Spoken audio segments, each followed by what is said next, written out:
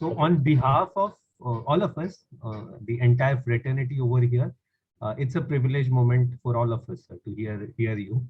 And you know, like जो भी मुझे सुन रहे हैं, जो all of you, first of all welcome to this talk show.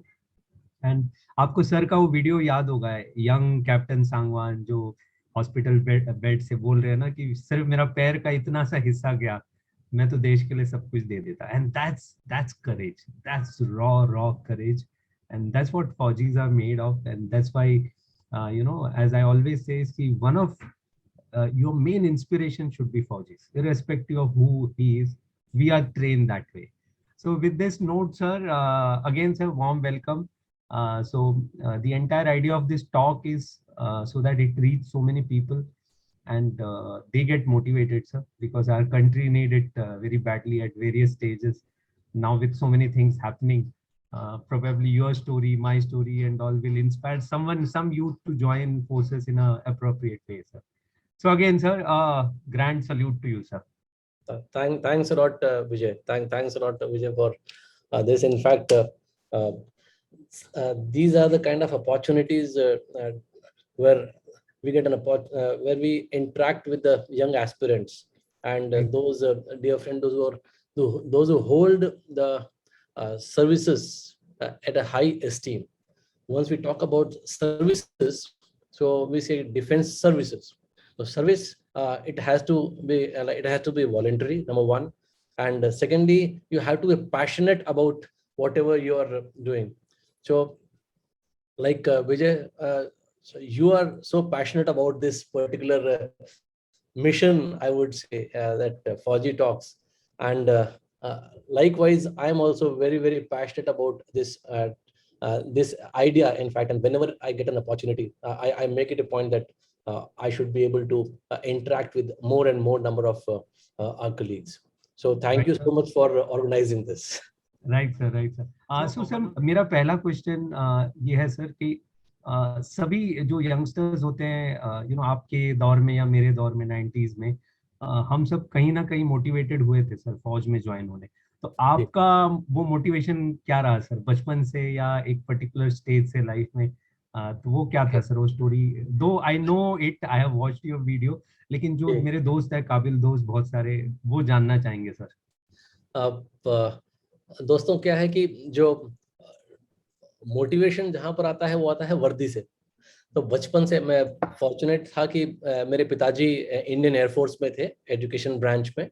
So when I was born, तो 1971 में मैं पैदा हुआ था, 27 अगस्त को. तो 27 अगस्त को पैदा होने के 2-4 महीने बाद ही इंडिया पाकिस्तान का वॉर हुआ था. तो उस समय when I was, I think अगस्त में बॉर्न हुआ था, 2-4 महीने का जो छोटा था, उस समय पिताजी लड़ाई में गए थे. तो जो हम कहते हैं कि पूरी प्रकृति घूम के वापस एक जगह आती है, तो मे बी वो जीन्स मेरे अंदर थे, और वो वर्दी का जो एक चार्म है, जो हम देखते हैं कि कहीं अगर 10 इंसान सामने हमारे हों, और यदि उसमें से एक कोई आर्मी ऑफिसर हो या आर्मी या डिफेंस फोर्सेस हो, तो उसका एक अलग ही चार्म होता है. तो वो एक ऐसा क्या कहते हैं कि मैग्नेट है जो अपने आप को आपको खींचता है. तो दैट वाज एक रीजन ये था. और दूसरा, हम बहुत ही किसान परिवार से बिलोंग करते हैं, और मैं हरियाणा भिवानी का रहने वाला हूँ. तो पिताजी के साथ में जब छुट्टियां आते थे, तो I have seen my father, जब 2 महीने छुट्टी आएंगे, वो हम हरियाणा में भिवानी में हम वहाँ ऊंट से वो खेत के हल जोतते थे. तो मैंने मेरे पिताजी को जब छुट्टियां आते थे, उनको एंजॉय करते देखा. वो ऊंट के साथ में हल लेके वो काम करेंगे, और हम खेतों में जाना पसंद करते थे. तो जो जमीन से जुड़े रहते हैं, तो वो मुझे जरा अपना देखते हैं कि मैं और आगे कैसे बढ़ सकता हूँ. तो मैंने मेरे पिताजी को देखा, और फिर जब मुझे मौका मिला, तो मैंने भी सोचा कि क्यों ना ऐसा ही कुछ काम किया जाए कि हम आगे आने वाली पीढ़ियों को कुछ इंस्पायर कर सकें. और कुछ परिवार के हालात को बहुत ज्यादा फौजी की जो फैमिली बैकग्राउंड होती है नॉर्मली इतना बहुत ज्यादा एफुलेंट या वो लखपति करोड़पति जैसा नहीं होता है, तो हम बहुत ही हम्बल बैकग्राउंड से थे। और पिताजी भी का भी क्योंकि एयरफोर्स की नौकरी थी तो इतना ज़रा हमको हो नहीं पाता था। तो देन मुझे ज्वाइन करना, हम 4 भाई बहन थे, तो हमारे जब बड़े भाई जब पढ़ रहे थे तो उस समय मैं 12th क्लास का एग्ज़ाम छोड़ के मुझे आज भी याद है कि बोर्ड के एग्ज़ाम थे, मार्च में होते थे, लेकिन मैं 12th क्लास का एग्ज़ाम छोड़ के बेस्ड ऑन माई 10th का क्वालिफिकेशन मैंने एयरफोर्स का एग्ज़ाम दिया और ज्वाइन कर लिया। तो मेरे बड़े ब्रदर हैं, डॉक्टर हैं आज। फादर की डेथ 1983 में हो गई थी। तो मदर बिल्कुल पढ़ी लिखी नहीं थी, बट वो इतनी जुझारू थी कि उन्होंने हम सब भाई बहनों को पढ़ाया।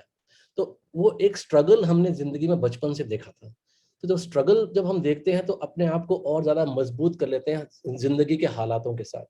और उस कंडीशन के साथ में जब मैंने एयरफोर्स ज्वाइन किया as a airman, as a radio technician, और किस्मत का जो मैं बात कर रहा हूँ कि एक चक्कर होता है, गोल चक्कर, जहाँ मेरे पिताजी की डेथ हुई थी एयरफोर्स स्टेशन पुणे, तो वहाँ पर हम पढ़े थे। और जब मैं पास आउट हुआ एयरफोर्स जलहाली से, और मेरी पहली पोस्टिंग ही नंबर 2 विंग एयरफोर्स, जहाँ मेरे पिताजी की जर्नी खत्म हुई थी, वहाँ मेरे एक सर्विस की जर्नी स्टार्ट हुई।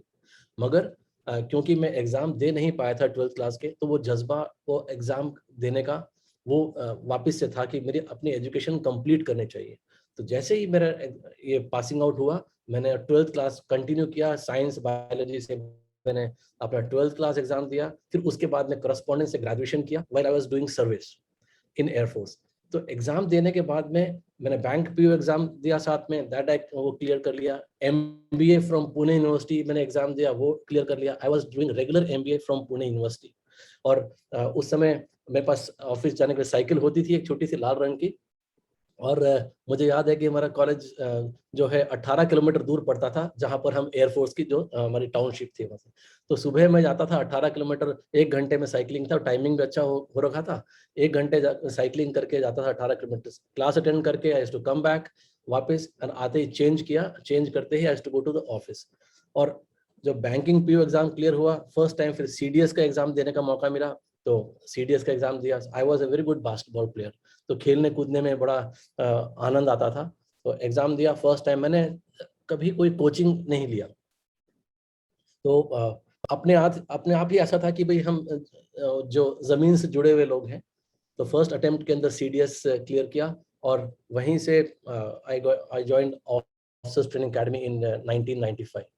और जब पहुंचे एकेडमी के अंदर, तो एक अलग ही एक एनवायरनमेंट, एक अलग ही माहौल बनता है। तो ये जो एक फैमिली बैकग्राउंड और एक स्ट्रगल जो हमने बचपन से किया है, और एक हमने ऑफिसर्स को देखा है अपने जीवन में कि किस तरह से हम आगे बढ़ते हैं, लीड कर सकते हैं और अपनी सेवाएं दे सकते हैं। तो these were a few incidents I would say Vijay की, which kept on motivating me to keep excelling from one point to another, and that's how I joined army. It's very inspiring, sir. जो लोग हमें सुन रहे हैं, all those who are hearing us, काफी लोग पूछते हैं हमेशा ना कि सर अगर हम फौज में अगर सीडीएस के थ्रू नहीं जा पाए या एनडीए के थ्रू नहीं जा पाए, तो क्या अगर मैं पैरेलल एंट्री एयरमैन या सोल्जर या सेलर एंट्री से करके ऑफिसर बन सकता हूँ क्या? तो here is a perfect example sir के लाइफ में, like when sir saw his father, and that was the inspiration for him to join. And मेहनत सब जगह लगता है, and sir is a perfect example of that. From being a airman to CDS journey, it was so inspirational. जितना भी sir ने बताया, अभी तो आगे और स्टोरी सुनने हैं सर के। सो कोई भी निराश मत होइए। एट सम स्टेज हम छोड़ देते हैं, एक बार CDS क्लियर नहीं होता, दो बार नहीं होता। So previous, I remember I was talking to Major Gaurav Arya sir last talk में. So Gaurav Arya sir was telling the same. वो ना जुनून होना चाहिए, वो जुनून एक वो पागल में होता है और एक फौजी में होता है, कि वर्दी का जो जुनून होता है ना सर, तो वही एग्जाम्पल है। So that is a perfect example of sir's life, Captain Sangwan sir's life. Sir, तो हमेशा like you come from a फौजी background, एंड सिंस फादर फौज में थे, तो मदर का कभी ऐसे रेजिस्टेंस नहीं हुआ कि फौज में नहीं जाना चाहिए या समवेयर? बिकॉज जनरली होता है ना सर कि वो फौजी खानदान में सडनली इट हैपेंस कि देर आर, या तो तुम बनो या तो बोलते कि इससे दूर ही रहो करके, ऐसे mother was any time sir? नहीं विजय, मदर ने हमेशा सपोर्ट किया है। और तो वो क्योंकि उन्होंने खुद ने स्ट्रगल लाइफ में देखा था, और उन्होंने since my Elder brother was already doing his MBBS, तो उन्होंने हमें जो कहते हैं मटेरियलिस्टिक चीजों के ऊपर हम ना खर्च करके शिक्षा में और आगे बढ़ने में, स्ट्रगल करने में, उस चीज के लिए उन्होंने हमेशा एनकरेज किया। और वो मेरी माँ हमेशा मुझसे कहती थी, अभी नाउ माँ is also not with us, past 10 years back she also passed away, लेकिन माँ को हमने स्ट्रगल करते देखा, और हमेशा शी वाज नॉट एजुकेटेड, से लिखना पढ़ना उनको आता नहीं था, लेकिन जो लाइफ एक्सपीरियंसेस से जो सीखा हुआ था उन्होंने, वो कहते कि तरक्की करो, अपने आप को रोक के मत रखो, और अपनी जड़ों से जुड़े रहो। और इसी बात पे माँ कहती थी, और मेरे एक अध्यापक भी बोलते थे कि जो जड़ों से जुड़ा है, जो जड़ों से जुड़ा है वही तो बढ़ा है। तो शब्द सिर्फ 4 हैं, मगर उसका इतना डीप रूटेड मीनिंग है कि जितनी आपकी जड़ें मजबूत होंगी, वो उतना ही ज्यादा, जो आपका पेड़ है, वृक्ष है, वो उतनी ही ज्यादा तूफान को झेल सकता है। तो मदर ने हमेशा मेरे को इस चीज के लिए सपोर्ट किया कि जो भी फैसला करते हो सोच समझ के अपने एक्सपीरियंस से करो।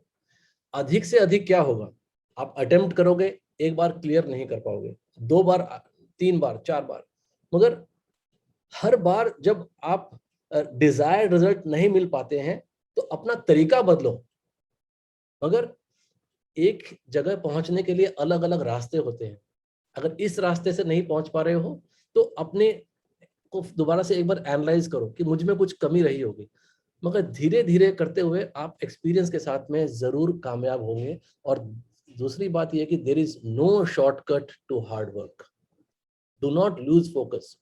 छोटी छोटी जो आपके बीच में बाधाएं आती हैं, उनको डोंट टेक इट एज कि भाई सब कुछ खत्म हो गया, नहीं, वो आपके स्टेपिंग स्टोन्स होते हैं।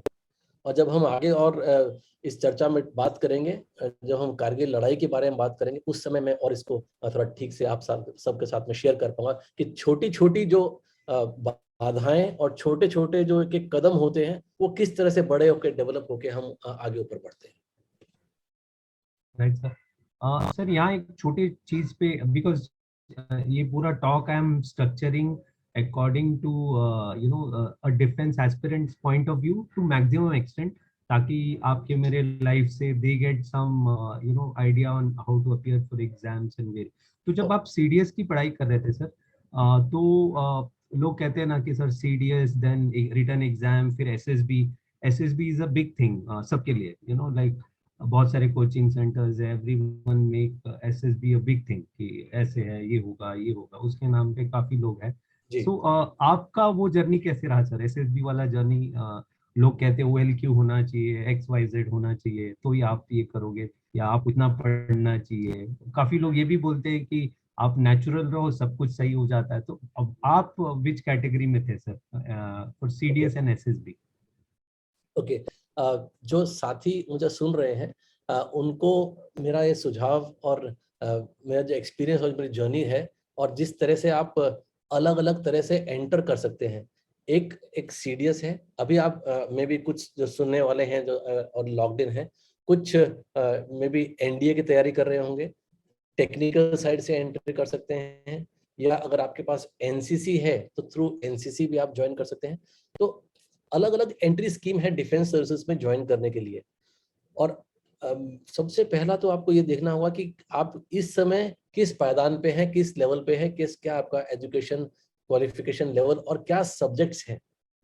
उदाहरण के तौर पे मेरा बेटा है जो उसने अभी बोर्ड एग्जाम 12th क्लास के बोर्ड एग्जाम दिए हैं, उसने कॉमर्स विद मैथ्स सेलेक्ट किया है 11th 12th में। तो जब वो 11th में 10th पास करने के बाद जब वो अपना सब्जेक्ट चूज कर रहा था, मैंने उससे पूछा कि क्या करना चाहते हो। ही सेड कि पापा मुझे एनडीए जाना है और मुझे आर्मी में जाना है। और तो यदि ऐसे आर्मी में जाना है, एनडीए में जाना है, तो आपको क्या करना चाहिए। तो अभी 17-18 साल का बच्चा है, तो आपके लगभग जो सुनने वाले हैं उनकी उम्र का थोड़ा बच्चा है। तो मैंने जब उससे पूछा कि भाई क्या तुम्हारा डिफेंस फोर्सेस भी कोई ध्यान है एज ए करियर ऑप्शन, तो व्हेन ही सेड कि यस पापा मेरा डिफेंस में जाना है और मुझे एनडीए का ऑप्शन अवेल करना है, बट मुझे बायोलॉजी और फिजिक्स वगैरह बिल्कुल पसंद नहीं है, मुझे नहीं अच्छा लगता है, और ना ही मुझे ये हिस्ट्री और वो उस तरह के जो चीज़ें हैं वो भी मुझे पसंद नहीं है। तो I was very happy in a way कि एटलीस्ट ही इज फोकस्ड, उसको पता है कि मुझे एनडीए में भी जाना है और मुझे ये चीज पसंद नहीं है। तो नाउ कम्स आप सबके लिए the process of decision making is also involving process of elimination of the other things. तो जैसे ही जब 11वीं क्लास में आने का बात किया उसने, तो he eliminated the choice of I don't want this, I don't want biology, I don't want history. तो अब ऑप्शन क्या, कॉमर्स। ही सेज मुझे मैथमेटिक्स बहुत पसंद है, इकोनॉमिक्स वगैरह बिजनेस में हाँ ठीक है मुझे ठीक लगेगा, मगर मुझे ऐसा होना चाहिए कि अधिक से अधिक टाइम मुझे बास्केटबॉल खेलने के लिए मिलना चाहिए। तो he was very clear about his choices. तो मैं आपसे शेयर करना चाहता हूँ कि आप अपना कोई करियर चुने, मगर अपने पैशन को साथ में फॉलो करें। तो with that when he shared these things with me, तो मैंने कहा कि कोई बात नहीं, now I understood what is your requirement. तो अब आपकी रिक्वायरमेंट के मुताबिक let me see what are the options. तो एनडीए का जो नोटिफिकेशन है वो मैंने सर्च किया, चेक किया उनके लिए, और सेड कि yes you can join forces but you will have only army as a choice to fill up, because air force और नेवी के लिए आपका फिजिक्स केमिस्ट्री होना चाहिए, लेकिन मैथ्स होने से आपका एडवांटेज रहेगा कि जब एनडीए या सीडीएस का आप एग्जाम देते हैं तो मैथमेटिक्स का काफी इंपॉर्टेंट पोर्शन होता है। तो that way he was fitting into this stream कि जब फॉर्म भरेंगे, अभी भी भर रखा है, जो 4 सितंबर को एनडीए एग्जाम रिटन एग्जामिनेशन होने वाला है। तो दैट्स हाउ, एक तो आप अपना फोकस रखें कि मुझे ज्वाइन क्या करना है, कौन सी सर्विस ज्वाइन करनी है, मेरा प्रेजेंट क्वालिफिकेशन क्या है, और मुझे क्या और एक्वायर करने का ऑप्शन है। तो without wasting much of A time, those aspirants जो आप सब सुन रहे हैं, आप किसी भी लेवल ऑफ एजुकेशन पे इस समय हैं, तो मेरी रिक्वेस्ट आपसे ये है कि सबसे सुनिए, आप अपने कोचेस से सुनिए, अपने एकेडमी सुनिए, बट ड्यू डिलीजेंस आपको करनी पड़ेगी।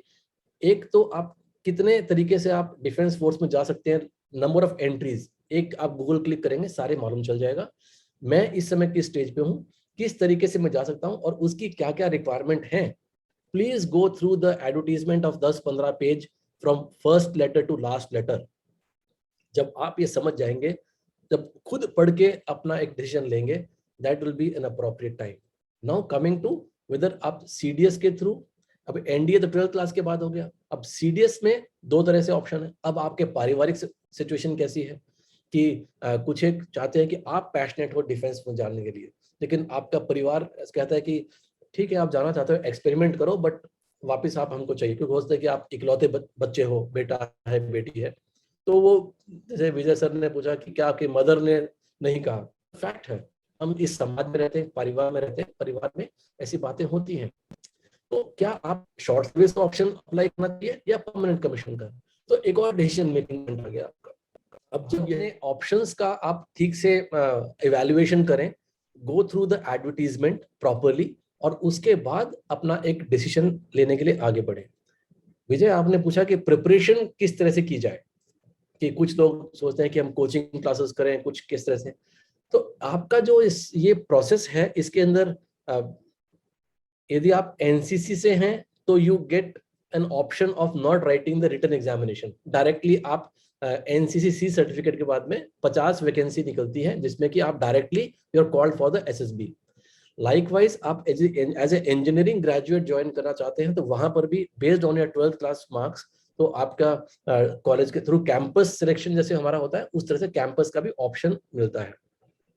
Thirdly, in case if you have to write an exam and then qualify that, तो उसमें written part is one, and then comes the main and more important is that is your SSB.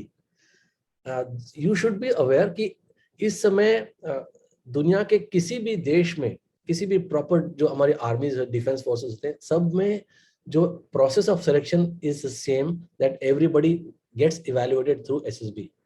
आप यदि Indian arm forces में join करना चाहते हैं तो चाहे एनडीए लेवल पे, चाहे टेक्निकल एंट्री लेवल पे, या सीडीएस के थ्रू, किसी भी तरह से आप जाना, या एफकैट से थ्रू जाना चाहते हैं, तो everyone has to face SSB. Now written examination की जो प्रिपरेशन है, that can always be cracked through a proper coaching and giving a timing and depending upon what subjects you are comfortable करने की कोशिश करते हैं। देखिए, हर इंसान की कुछ एक स्ट्रेंथ होती हैं, कुछ एक वीकनेस होती हैं, और आप खुद उसको इवेल्युएट कर सकते हैं। नोबडी एल्स कैन जज दैट कि भाई this is your weakness, this is your strength, because आप अपने अपने आप को जानने से अच्छा और कोई नहीं जान Yes, सकता। तो मैं आपसे कह रहा था कि आपने जो थोड़ा सा रिसर्च करके, क्योंकि जब आप एसएसबी आप जाएंगे, this is also going to be part of your training, a part of selection, या जिस तरह से आपका इंटरव्यू या जीटीओज में आपके एसएसबी में जाते हैं, तो वहां पर भी आपको 3 4 5 ऑप्शंस मिलते हैं, आपको थोड़ा प्लान करना पड़ता है, and then you select the best options available. तो वो चीज आप अभी से यदि करते हैं तो इसको, उससे क्या होगा कि आपके एफर्ट्स भी कम लगेंगे, थोड़ा स्मार्टली थोड़ा आप काम करेंगे, और सिलेक्शन के आपके चांसेस बढ़ते हैं। Now coming to the SSB part, आपको पता होगा कि एसएसबी के अंदर जब आप जाते हैं तो डे 1 आपका स्क्रीनिंग टेस्ट होता है। तो स्क्रीनिंग टेस्ट आप जैसे क्लियर करते हैं, फिर आपके जीटीओ, साइकोलॉजिस्ट, और उसके बाद में इंटरव्यू। तो फ्रेंड्स, आपको एक चीज समझना चाहिए इस चीज को, कि जो आपके साइकोलॉजिस्ट हैं, वो आपको अलग अलग तरह की सिचुएशंस के क्वेश्चंस पूछेंगे विद इन टाइम बाउंड, और कम समय के अंदर बार बार अधिक से अधिक क्वेश्चन देने पड़ेंगे। चाहे तो कोई वर्ड दे दिया, उस पर सेंटेंस बनाना है, स्टोरी बनानी है, तो एक्चुअली अंडर प्रेशर आपको डाल के वो आपसे वो टेस्ट कराते हैं। तो जो साइकोलॉजिस्ट हैं, बेसिकली वो देखते हैं कि क्या आप क्या सोच रहे हो। फिर आपको ग्रुप टेस्टिंग जीटीओ में कराते हैं, एक group of 8, then group of 4, and then individual as a leader. Then उसके बाद में इंटरव्यू होता है। आपका इंटरव्यू जो आपका बोर्ड के जो चेयरमैन होते हैं, ब्रिगेडियर साहब या जो भी हैं, वो आपके president of the board, he takes the interview. तो यानी कि जुबान से आप बोल रहे हो। तो एक पैटर्न आप समझने की कोशिश कीजिए। पैटर्न ये है कि जो आप बोल रहे हो थ्रू इंटरव्यू, जो आप कर रहे हो that is through group testing GTO, और जो आप एक्चुअली सोच रहे हो दिमाग में, that is through your psychology. That means जब जो सोचते हो वही बोलते हो और वही करते हो, when these three as a triangle, जब तीनों के तीनों चीज आपस में मैच करेंगी, कम से कम 60% तो मैच करना ही चाहिए, 60-70% मैच करना चाहिए, then you have the highest possible chances of getting selected। फौज के अंदर और पूरे दुनिया में एसएसबी का यही तरीका है, इसके अलावा ट्राइड एंड टेस्टेड तरीका और कुछ नहीं है। तो मेरे ये शब्द हमेशा याद रखना। तो सब जगह यही चीज, हर लड़ाई में ये देखा है कि जब ऐसे मौके आते हैं जिंदगी में कि जहां आपको टफ डिसीजंस लेने पड़ते हैं, और टफेस्ट डिसीजन क्या हो सकता है यदि हम सोचें आपस में, तो ऐसा फैसला जिसके ऊपर आपकी जिंदगी और मौत का फैसला होना है।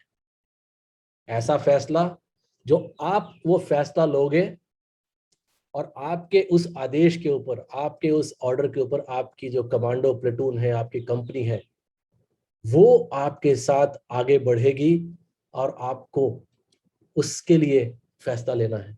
आगे बढ़ेगी, उसमें से पता नहीं कितने जाएंगे, कितने वापस आएंगे। You have to raise that level of motivation to the highest level to face the death yourself and the men whom you are commanding। क्या ये आदमी जिसको मैं आज एसएसबी में असेस कर रहा हूं, the interviewing officer, the psychologist and the GTO, तीनों अपने अपने तरह से इसको छानबीन करके देखेंगे, and once all three of them they say कि यही आदमी है जो सोच रहा है, वही बोल रहा है और वही कर रहा है, यह आदमी अपने जुबान से पलटेगा नहीं। He is worthy of taking the decisions in the toughest and toughest times in life। जब ये इंसान ऐसे फैसले कर सकता है, and it is not the question of life and death of himself और his men in command, it is also taking, इस इंसान के एक फैसले पे न उन जवानों की, उनके परिवारों के, उनके बीवी, उनके बच्चे, उनके माँ बाप की जिंदगियां बदल जाएंगी. Is that boy or girl worthy of wearing that stars on the shoulders, getting commissioned by the President of India? And can the President of India take that much of pride in giving us those stars? कि ये वक्त आने पे न सिर्फ अपने लिए but अपने जवानों के लिए, उनके परिवारों के लिए सही फैसला करेगा. If they find you worthy of that, nobody will reject you. So these are the reasons, these are the methods of testing you through all the way. और चाहे एनडीए हो, सीडीएस हो, एफकैट हो, किसी तरह से, चाहे नेवल एकेडमी से आप जाएंगे, किसी भी तरह से जाएंगे, चाहे 17 साल का बच्चा जो एनडीए एग्जाम दे रहा है वो, चाहे 25 साल का लड़का या लड़की एग्जाम दे रहे वो, हर किसी को हर बार इसी एग्जाम से गुजरना पड़ेगा. So these are very, very important decisions. Now coming back to preparation, आप तैयारी कैसे करें इस चीज के लिए? कुछ चीजें जैसे मैंने कहा, रिटन एग्जामिनेशन पार करने के लिए आपको कोई सब्जेक्ट की अगर तो कुछ एडिशनल को तैयारी करनी है तो आप कर सकते हो. 3 महीने की जगह 4 महीने 6 महीना आप एडिशनल थोड़ा कोचिंग लेके, ट्यूशंस लेके, मैथमेटिक्स और इस तरह से आप पार कर सकते हो. So that will bring you, जो अपनी तैयारी करनी है तो इस एस्पेक्ट के ऊपर भी आपको अपना ध्यान देना पड़ेगा. Personality development, the way you walk, the way you talk. क्योंकि जैसे हम बात कर रहे थे कि जो आपके जो अटेम्प्ट्स हैं, कितने आप अटेम्प्ट्स ले रहे हैं, और जब आप एसएसबी के लिए जा रहे हो तो अपने आप को किस तरह से आप तैयार कर रहे हैं. तो जो फर्स्ट टाइम जा रहे हैं उनको एक जनरल आइडिया लेने के लिए अगर आप देखेंगे तो यस, कुछ समय के लिए, कुछ दिनों का आप एक कोचिंग क्लास कर सकते हैं, सो दैट जिसको कुछ भी नहीं पता एसएसबी के बारे में, जस्ट फॉर ओरिएंटेशन. मगर आप ये चीज याद रखिए कि आपको 4, 5, 8, 10 दिन की ट्रेनिंग से आपका जो इनसाइड है, जो आपकी जो अभी तक का जो अपना सफर रहा है वो एकदम से चेंज नहीं होगा. तो अगर चेंज होगा तो हम क्या चीज चेंज कर सकते हैं? So first of all, be confident. अपने आप को विजुअलाइज करो, अपने आप को विजुअलाइज करो. जो कहते हैं ना डे ड्रीमिंग, यार कुछ ये तो हमें सपने देखता रहता है. आई वुड स्ट्रांगली एडवोकेट कि सपने देखो, दिन में देखो, जागते हुए सपने देखो. क्योंकि जब आप सोचते हो, जो सपने लेते हो, उसी तरह से आप अपना व्यवहार करना शुरू कर देते हो. क्योंकि जब आप सपने लेते हो उसी के मुताबिक अपने आप को फील करते हो. छोटा सा उदाहरण दूंगा. आप अमिताभ बच्चन की फिल्म या फिर शाहरुख खान, सनी देओल की फिल्म देख के आते हो, तो जैसे ही आप पिक्चर देख के आते हो तो जब तक कि घर पहुंचते हो तो एक अपने आप के अंदर वो कैरेक्टर को फील करते हो, उस फिल्म के डायलॉग बोलते हुए आते हो, अनकॉन्शियसली, अननोइंगली. तो अगर वो छोटी सी थोड़े 2-3 घंटे की जो आपने मूवी देखी, उससे अगर आपके ऊपर इतना असर पड़ सकता है कि आपको इनवॉलंटरली उसके डायलॉग बोलना सिखा दे या कुछ और कहना, of course it is temporary. That means आप अपने दिमाग को जिस तरह से ट्रेन करोगे, कॉन्शियसली ट्रेन करोगे, तो उसी तरह से आपका विचार और आपका आचार और जिस तरह आपका व्यवहार उसी तरह से बदल जाएगा. Once you start treating yourself as an officer, तो वो थॉट के साथ में ही you start behaving like officer. पिछली बार कनेक्शन कटने से पहले हम बात कर रहे थे कि ऑफिसर लाइक क्वालिटीज. तो आप अपने अंदर क्या ऐसी क्या चीजें देखते हो, या एक किसी ऑफिसर को देखते हो, ही शुड बी अपराइट, वो इनिशिएटिव लेने वाला हो, वो हमारे सामने झूठ ना बोले, समाज में हर तबके के इंसान की इज्जत करे, कठिन फैसले ले सके, स्ट्रॉन्ग डिसीजंस, एनालिसिस करके सही फैसला ले. तो यदि हम इन सब बातों को देखते हैं, सोचते हैं, तो what are these actually? These are all officer like qualities, जो सिचुएशन को असेस करके फैसला ले और जो फैसला ले लिया उसके ऊपर अमल रहे। फैसला लिया, कुछ ठीक हुआ, कुछ नहीं हुआ, नहीं हुआ से निराश ना हो, उससे सबक लिया, एंड देन वंस अगेन अपना प्लान चेंज करके फिर से अटेम्प्ट करके सक्सेस लेना। तो जो हम ये डे टू डे बातें करते हैं, these are all called officer like qualities.